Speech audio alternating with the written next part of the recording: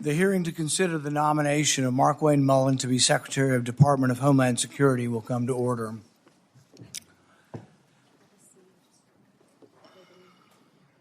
And I'm assuming we'll commence when he arrives.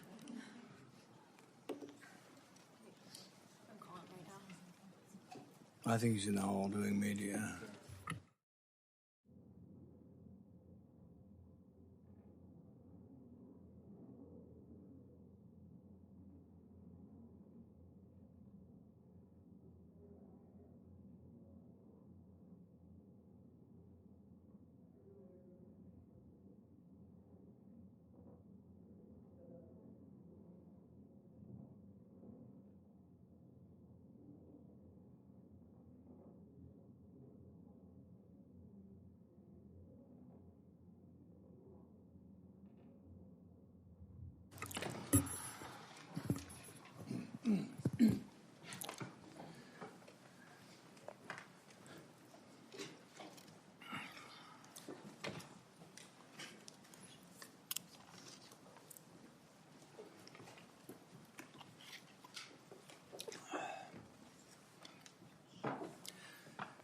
Good morning, everyone.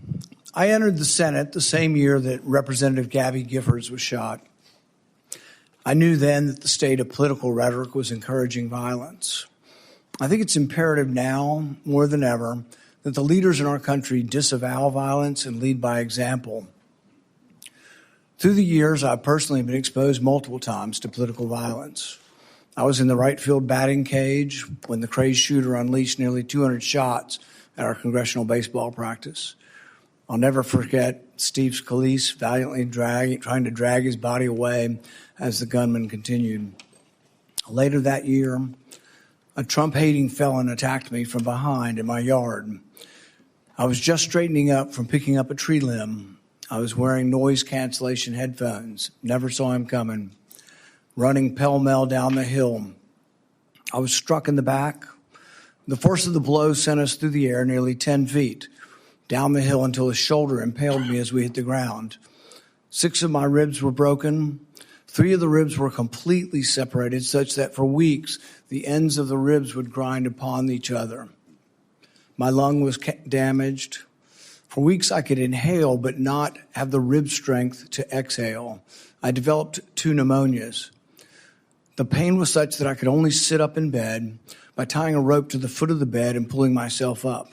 But even then, the pain was that of 1,000 knives. Over the year of recovery, I began to cough up blood. I underwent removal of part of my lung. Complications led to an infection in the space between my lung and chest wall. I spent a week in the hospital having the infection lavaged every 6 hours through a chest tube. Recently, Senator Mullin, if you have time to listen, you were confronted by constituents that were angry because you voted against my amendment to stop all funding for refugee welfare programs. Instead of explaining your vote to continue these welfare programs for refugees, you decided to transfer the blame. You told the media that I was a freaking snake and that you completely understood why I had been assaulted. I was shocked that you would justify and celebrate this violent assault that caused me so much pain and my family so much pain. I just wonder if someone who applauds violence against their political opponents is the right person to lead an agency that has struggled to accept limits to the proper use of force. You might argue you were mad and upset about being confronted by your constituents. But Senator Mullin, your constituents are justifiably upset with you. By now, most of America knows that the Somali welfare fraud in Minnesota stole over $9 billion. But instead of defending your vote, you took to continue the vote to continue these refugee welfare programs. You chose to lash out at me. You went on to brag that you'd already told me to my face that you completely understood and approved of the assault. Well, that's a lie. You got a chance today. You can either continue to lie or you can correct the record. You have never had the courage to look me in the eye and tell me that the assault was justified. So today you'll have your chance. Today I'll give you that chance to clear the record. Tell it to my face. If that's what you believe, tell it to me today. Tell the world why you believe I deserve to be assaulted from behind, have 6 ribs broken, and a damaged lung. Tell me to my face why you think I deserved it. And while you're at it, explain to the American public why they should trust a man with anger issues to set the proper example for ICE and Border Patrol agents. Explain to the American public how a man who has no regrets about brawling in a Senate committee can set a proper example for over 250,000 men and women who work at the Department of Homeland Security.